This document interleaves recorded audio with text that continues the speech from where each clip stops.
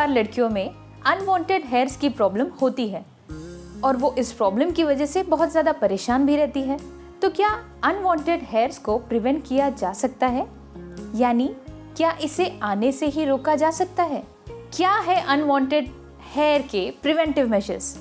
आइए जानते हैं इसका आंसर हमारी फेमस गायनेकोलॉजिस्ट से, डॉक्टर ध्रुपति डेडिया से। लेट्स वेलकम हर।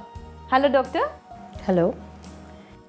ये बहुत ही कॉमन प्रॉब्लम है अनवांटेड हेयर। हम जब भी कोई खूबसूरत लड़की के बारे में सोचते हैं तो उसके लंबे बाल, लेकिन चेहरे पे हम कभी बाल इमेजिन नहीं करते।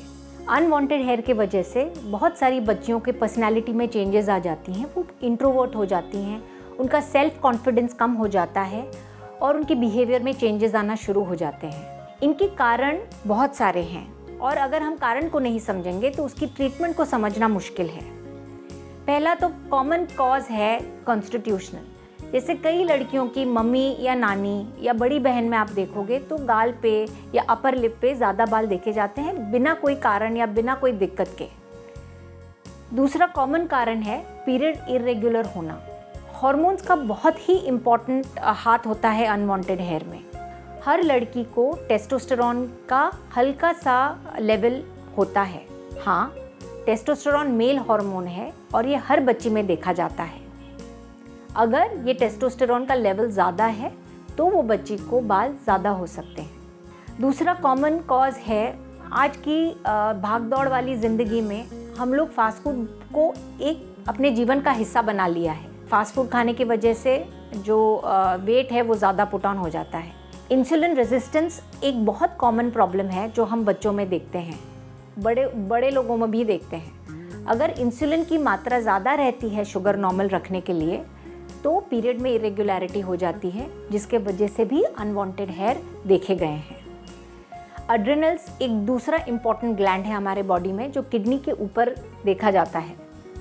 अगर अड्रिनल इनसफिशिएंसी होती है उसमें भी टेस्टोस्टेरोन के लेवल्स बढ़ जाते हैं और हिर्सुटिज्म का प्रॉब्लम देखा जाता है। अब हम जानेंगे कि अनवांटेड हेयर को हम कैसे प्रिवेंट कर सकते हैं। पहली चीज़, अगर पीरियड इरेगुलर होना शुरू हो जाए, अगर हम उसी वक्त उसकी ट्रीटमेंट शुरू कर दें तो जो उसका सेकेंडरी इफ़ेक्ट है अनवांटेड हेयर वो नहीं आएगा।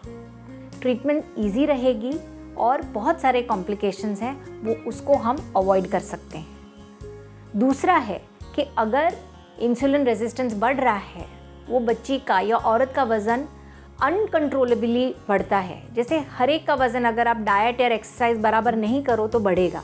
तो अगर हम छोटी छोटी बातों में ध्यान दें, जैसे पीरियड अगर इरेगुलर है तो उसको रेगुलर करना, डाइट पे ध्यान देना, कसरत करना, मेडिटेशन करना और सब चीज़ें संतुलन में रखें तो फिर अनवांटेड हेयर के हम बच सकते हैं और ये प्रॉब्लम कभी हमारे जीवन में नहीं आएगा। Like, share, subscribe for more such informative videos.